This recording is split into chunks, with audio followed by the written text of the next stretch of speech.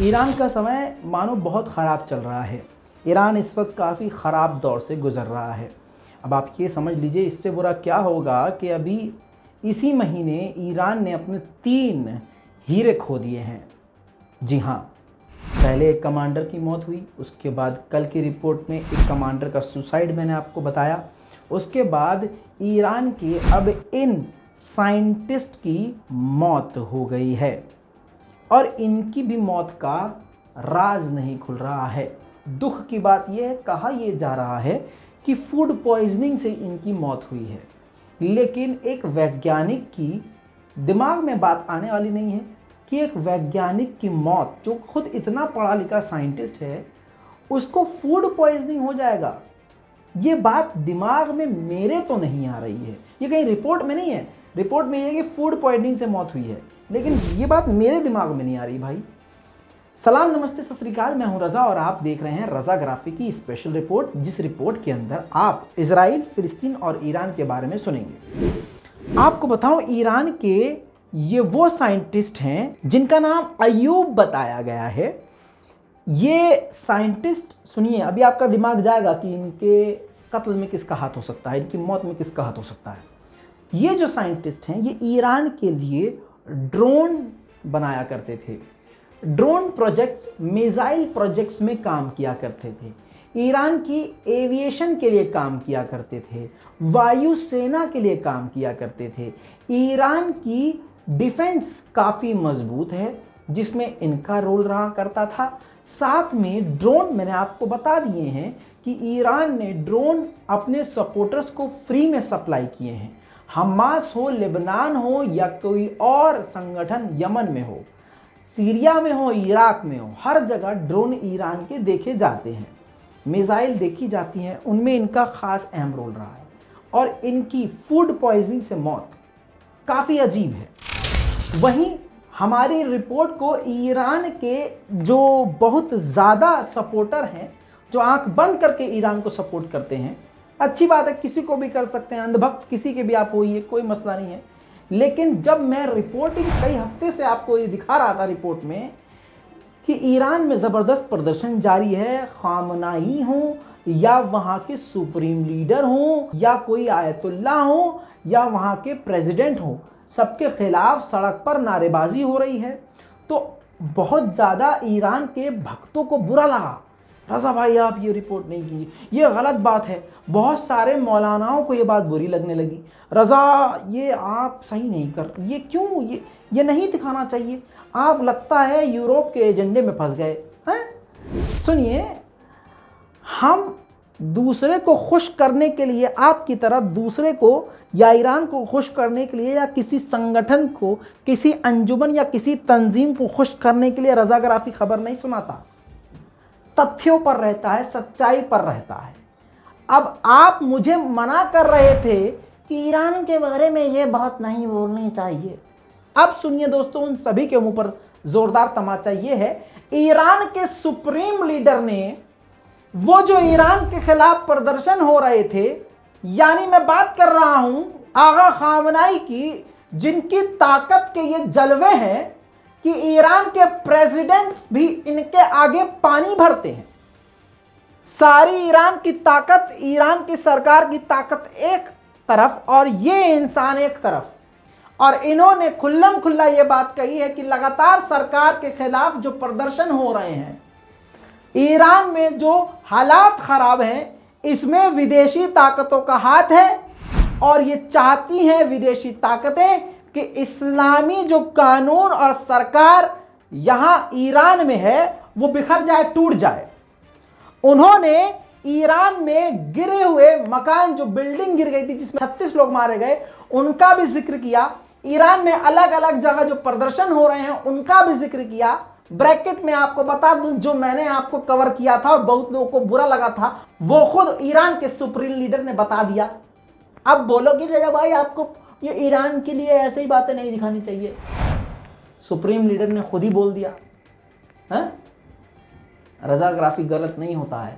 क्यों? क्योंकि हम किसी के समर्थन में और किसी के खिलाफ नहीं, हम सिर्फ हक बात बोलने के ताक में रहते हैं और ऐसे ही करते रहेंगे। सुप्रीम लीडर ने साफ साफ कहा है कि अमेरिका और इजरायली ताकतें ईरान को तोड़ने में लगी हुई हैं, लेकिन उनकी सारी ताकतें फेल हो जाएंगी, उनकी सारी कोशिशें नाकामयाब होंगी।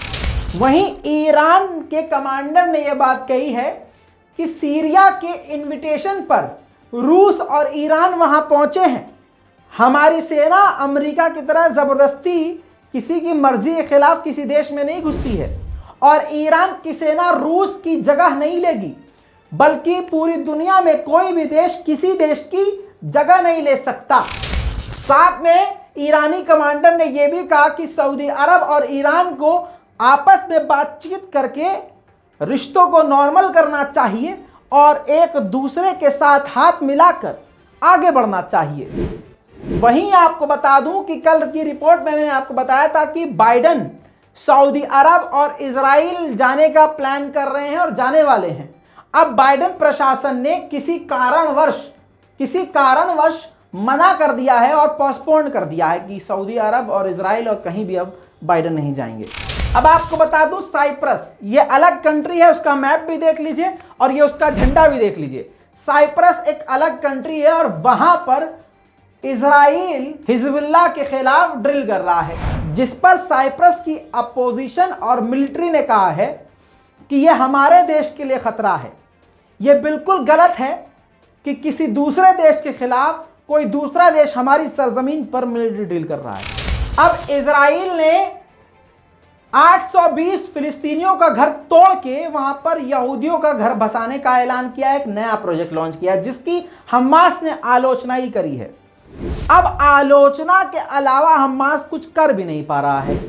हालांकि दूसरी तरफ फिलिस्तीनियन रेसिस्टेंट फोर्सेस ने 8 मिसाइलें समुद्र में गाजा की तरफ दागकर टेस्ट किया है। गाजा की समुद्र के इलाके में फिलिस्तीन और गाजा के मछुआरे मछली पकड़ रहे थे। इजराइल की नेवी ने उनकी शिप पर हमला कर दिया और 4 फिलिस्तीनियों को गिरफ्तार कर लिया। देखिए अटैक का वीडियो।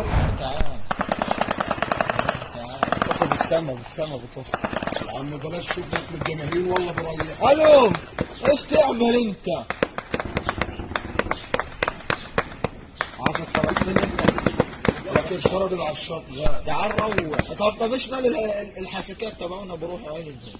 قول له روح يا محمد معي عينه. ليش؟ يا اكشن تعال بقول لك علي. दूसरी तरफ हेब्रोन में सेटलमेंट के खिलाफ यहूद के जबरदस्त प्रदर्शन करने की कोशिश की जा रही थी, जिसमें फिलिस्तीनी और इजरायलियों के बीच झड़प हुई।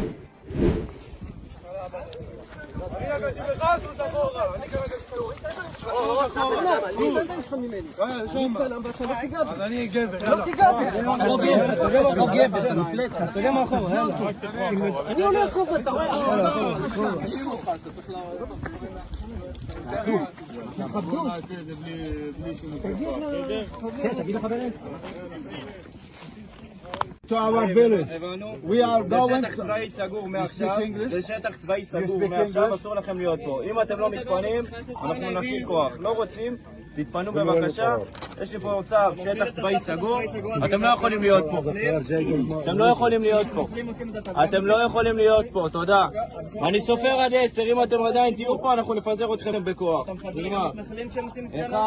फिलिस्तीन के सिटी ऑफ राहत में, राहत के इलाके में स्क्रीन पर देख लीजिए, एक नौजवान को बिना किसी वजह रोज की तरह इजराइल ने गिरफ्तार कर लिया। उधर लेबनान और इजराइल के बॉर्डर पर आग लगी तो लेबनान के डिफेंस वाले जो थे वो आग बुझाने के लिए जब जा रहे थे तो दूसरी तरफ से इजराइल की मिलिट्री उनको डरा कर भगा रही है, पीछे हटने कह रही है ताकि आग को ये बुझा ना सके और आग बढ़ जाए।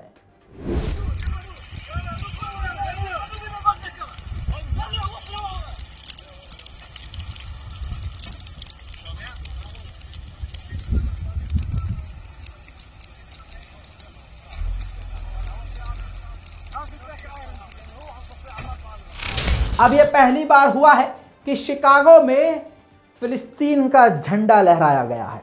देखिए